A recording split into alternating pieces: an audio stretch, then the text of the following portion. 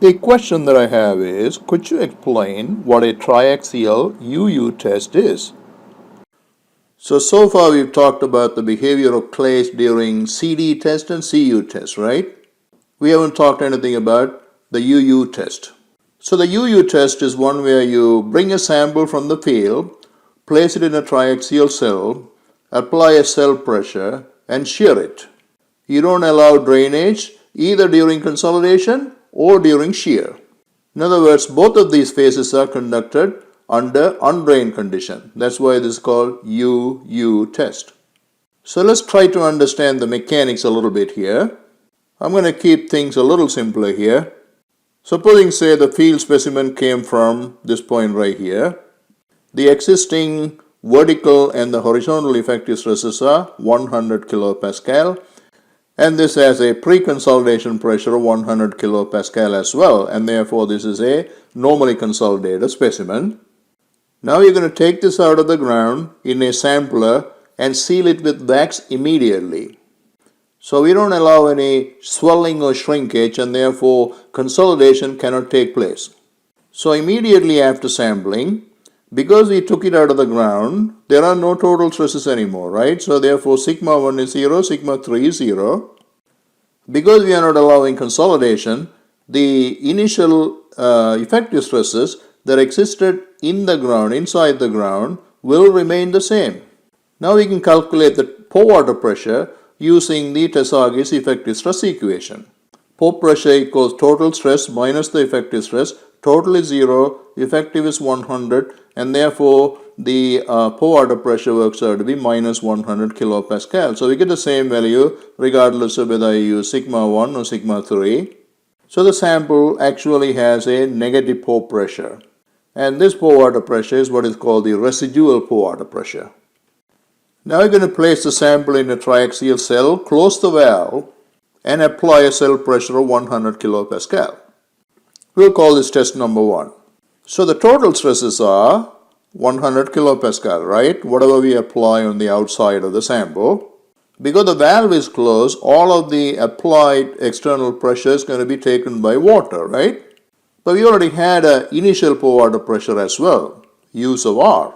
And therefore, the pore water pressure after we apply the cell pressure is going to be use of R plus sigma C, which works out to be 0. So from the two, I can calculate my effective stresses now. So sigma 1 prime is 100, sigma 3 prime is 100 kilopascal, and that tells me P prime is 100 kilopascal, Q is 0, right? So this is my initial confining pressure before the shearing begins. So I mark that over here. Now we perform shearing. We know this is a normally consolidated specimen, and therefore typical effective stress path would look something like this. Supposing, say, it fails at 80 kilopascal of the deviatory stress. Now you're going to take an identical sample and conduct another test, which we will call test number 2, but this time with a cell pressure of 200 kilopascal. Again with the valve closed throughout, so this is also a UU test. So my total vertical stress is 200 kilopascal, total horizontal stress is 200 kilopascal. Again, since the valve is closed, all of the applied pressure is taken by pore water pressure, but we had an initial pore water pressure of minus 100, and therefore the net pore water pressure is minus 100 plus 200, which is 100 kilopascal. So now I calculate my effective stresses, which is sigma 1 minus pore water pressure, right? So 200 minus 100 is 100. 200 minus 100 is 100 again. So what happened? My confining pressure did not change. This is exactly same as what I had in test number 1. So this effective stress path depends only on the effective confining pressure that you have at the beginning of the test. Since that didn't change, I'm going to have an effective stress path which is going to be very, very close to this one right here. So the failure value of Q is the same for both of these tests, allowing for experimental errors, of course. Now let's say I construct my Mohs circles using total stresses. In test number 1, I have 100 and 100 plus 80, and I get this circle. And in test number 2, I have 200 and 200 plus 80. 200 and 280, right?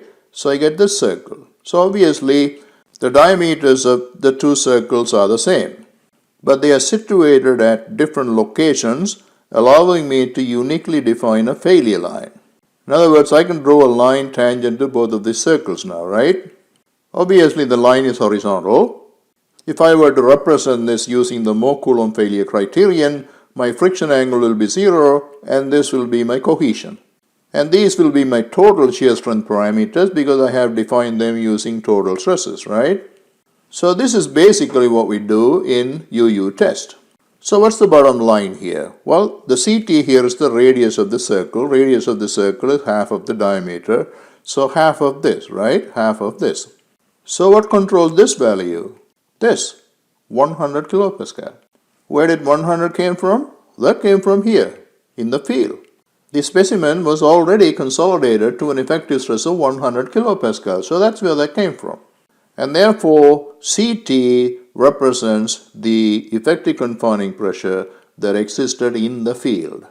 Well, you might ask, if this value doesn't change from test to test, what's the point of conducting multiple tests, right? Why don't we just conduct one test and take the radius of the circle to be CT, right? Well, conducting multiple tests allows us to account for experimental errors. So from test to test, this is not going to be exactly 80. It could be 75, it could be 85, right?